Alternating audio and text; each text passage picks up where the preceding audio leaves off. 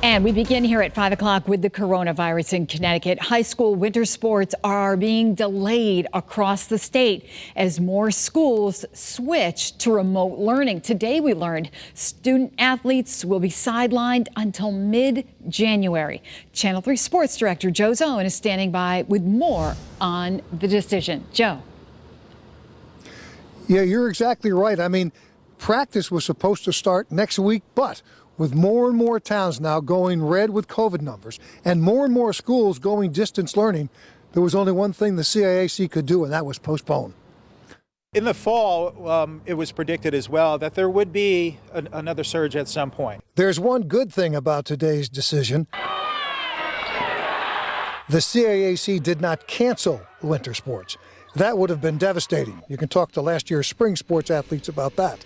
Instead, the CIAC postponed until mid-January with the hope that the COVID numbers have improved and schools will be back open.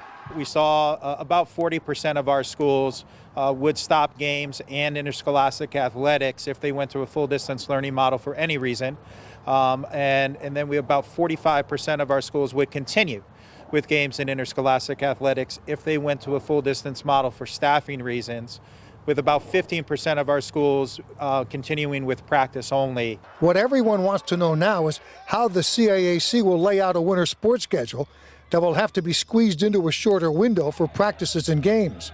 We have the start date of January 19th as identified, so we'll take time over the next couple of weeks to work on what those season end dates will be and tournament dates will be as well. The goal has always been to have seasons for all sports, but with as little impact as possible on the spring sports since they were all canceled last year.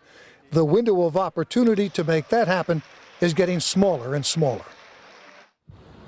Yeah, think about that. They've actually postponed now the start of winter sports 6 weeks, moving it that way. So that means the window is a lot tighter. And it's going to be much more difficult trying to figure out how to get all of the sports played before the end of June.